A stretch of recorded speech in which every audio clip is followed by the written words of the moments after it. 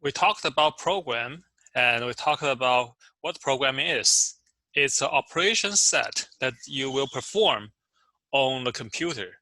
But what is a computer?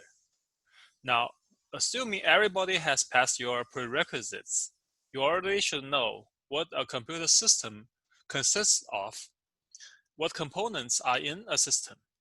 So we are only going to briefly mention what is directly related to our course. Computer system has two parts, hardware and software. The hardware components are the physical pieces of the computer. The major hardware components includes the central processing unit, which is called CPU, the main memory, the secondary storage device, and input and output devices. So here is a brief chart of central processing unit, memory. These two are closely working together. And we have a secondary storage device, such as a hard disk. Then we have input device, like your keyboard, like the camera, or a mouse.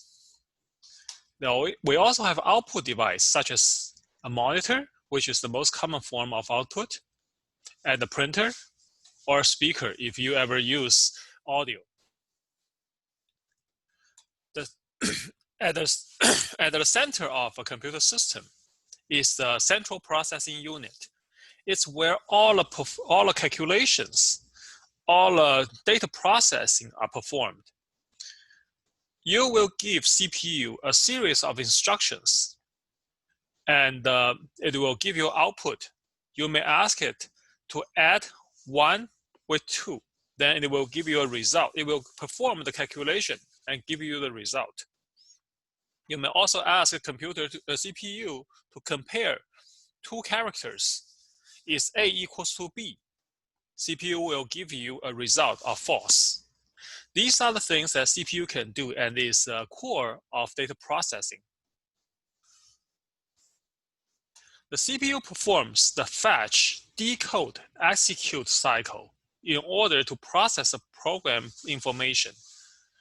It will fetch from main memory the next instruction in the sequence of programming instructions. So note here, all the instructions are loaded into main memory first. Then CPU will fetch it. Then once CPU gets the instruction, it will be encoded in the form of a number. CPU decodes the instruction and generates an electronic signal and use the appropriate component of the computer to process or execute the instruction. Another important part of computer is the main memory. It's commonly known as random access memory, or RAM. RAM contains a currently running program, as well as data used by those programs. When you want to run a program, you need to first load it into a memory. Just like when you run Excel on your local machine or Chrome on your machine. When you first start your machine, Chrome or Excel are not in the memory. They are residing in the hard disk. You need to double click their icon to tell computer to load these programs into computer memory. So when you double click on Chrome, you see the screen coming up. That's when the program is uploaded to memory. Then once it is in memory, the exact detailed instructions of this program will be passed to CPU.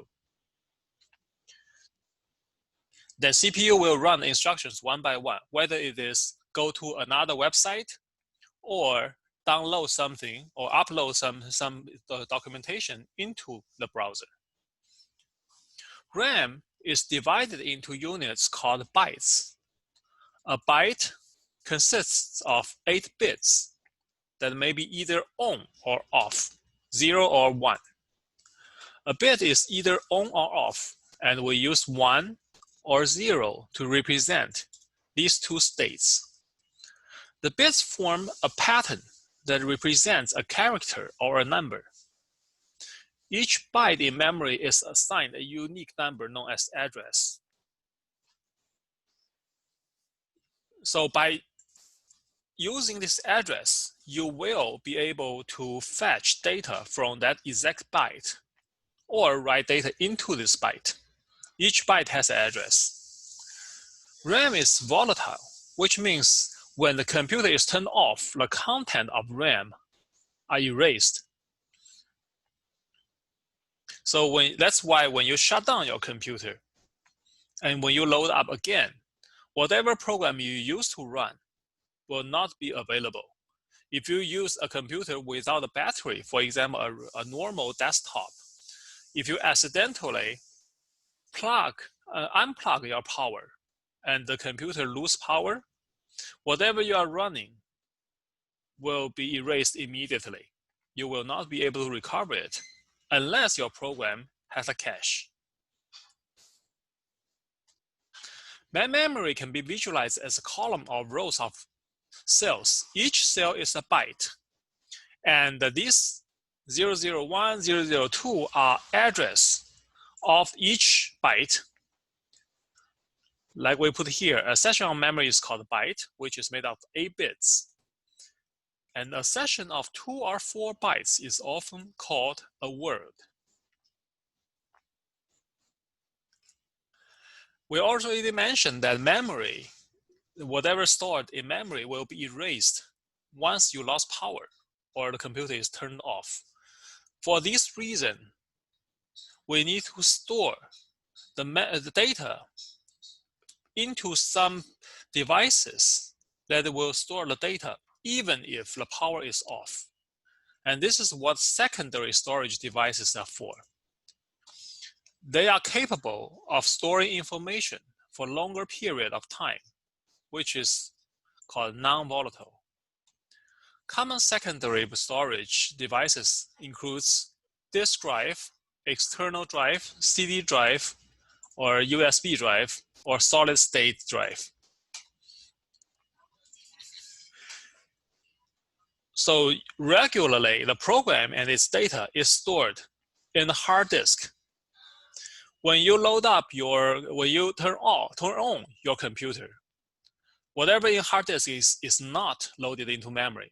But once you double click the screen, the icon, the computer operating system will load the program instructions and some of the first initial data into memory so CPU can execute them.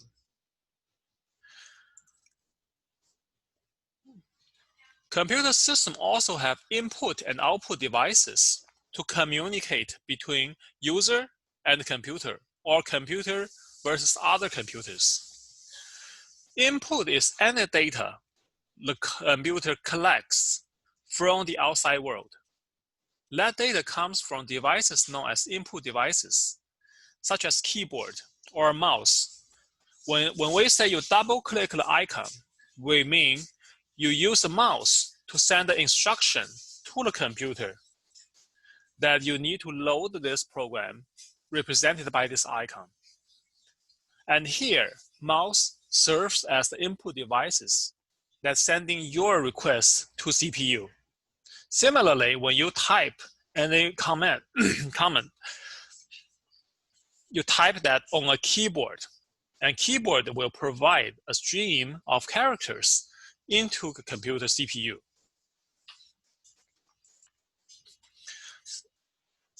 On the other hand of the input devices is output devices.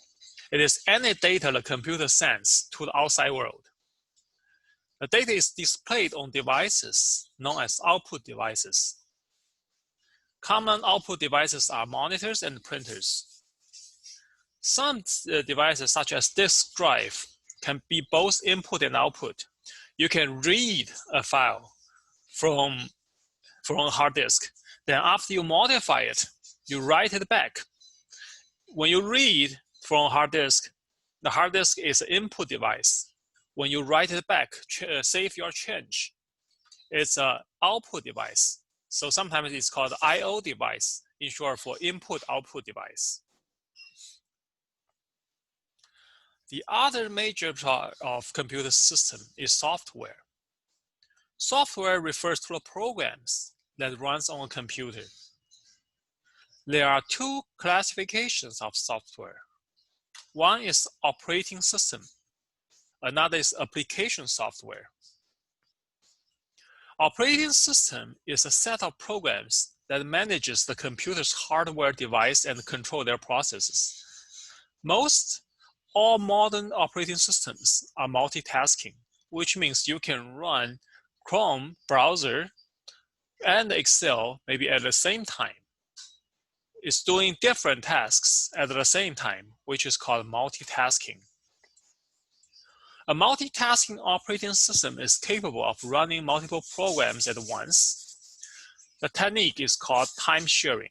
A multitasking system divides the allocation of hardware resource and the attention of the CPU among all executing programs. So if your computer, for example, have 2 cores, 2 CPU, they will probably divide Excel into one CPU and the Chrome browser into another. So each one can be run independently. If there's a competition on certain resource, for example, the output device, the monitor, there's only one monitor and you want to output, the 2 different programs want to output things, then operating system will control who get the priority based on certain rules. On the other side, there's application software, which refers to programs that make the computer useful, but not the core part of computer operation. You don't need to have Chrome browser in order for the computer to run, right?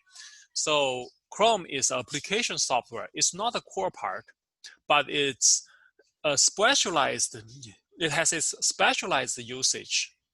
It makes the computer useful. Some common application software includes spreadsheets, word processors, accounting software, games, browsers, such as such.